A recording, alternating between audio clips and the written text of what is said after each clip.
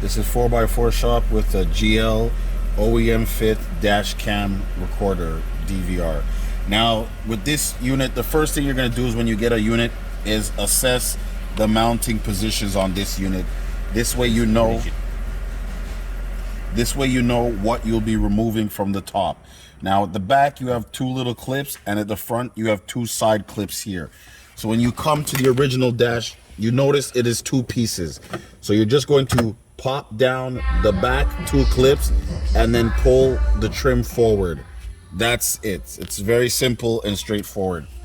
Now we've already ran the power wire down the side. Now the power is going to go down the windshield. You're going to use your pry tool, push it in between the gaps. You can remove the garment and push it down. Now for the ignition source. This cameras can be set to record 24 hours non-stop, or you can just put them to an ignition source. So here we put them to an ignition source at the back, and we got access to the factory cigarette lighter plug. Now on this vehicle, the brown is going to be your ground, and the black with light green or light blue is going to be your positive. And we tied the two red and orange wires together because we are not going to be using it as a DVR that records while you're not in the vehicle. This will only record for our setup right now while the vehicle is driving. So when the vehicle gets ignition, that's when this dash camera will turn on. Now, for this, you're going to have to look up some of the removal techniques for some of these panels here, or you can get the front cigarette lighter on the dash. I chose to do this one because sometimes the mechanism at the front has too much components involved, so to me, this is just easier for me. If you don't have the rear seat entertainment, you will need to pry down this panel here by inserting a pry bar into the top of the dash. That will drop it down. Then you will have 4 screw holes inside, 2 Torx at the top and 2 Torx at the bottom. Once those are removed, you can pull the whole panel backwards, and then you will get access to the cigarette lighter plug. Some vehicles have dual, some vehicles have single. But for these dash cam recorders, you will need to look up your own wiring, because if you want to put it on constant, then you can get it from the fuse box. But for us, we like to have everything go to sleep once the customer's out of the vehicle, because some people might complain, say certain things are killing their batteries, and we just want to prevent all those future incidences. So we make sure we only put external devices on accessory or ignition. So therefore, once a customer comes out of the car and the key is removed, everything goes to sleep. Okay, so installation is just plugging the adapter into the supplied adapter plug, making sure that you lined up your 2 sliding pins together, and then firmly insert.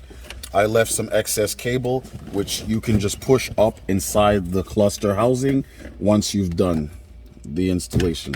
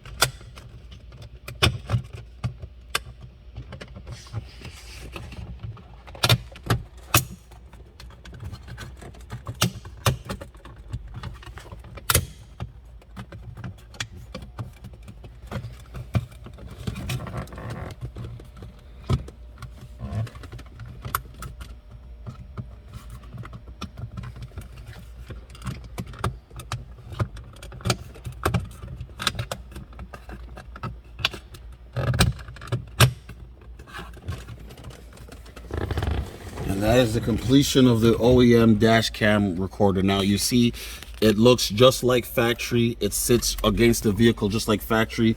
Anyone coming to your vehicle will not notice that this is a dash cam, and it does record all the time. Now do remember to take off the plastic adhesive at the front. In this car, I can do it after because I have space. But some of the other vehicles, they do not have space to get access to the lens to remove that adhesive. So I would suggest you do that prior to installation. But after that, you are finished the DVR dash cam recorder, and that's the OEM fit. You have the SD card slot at the side. This one will work through an app, so you will be able to see it through your cell phone once you've established the Wi-Fi connection to the unit, and you will be able to get all the video information and display there.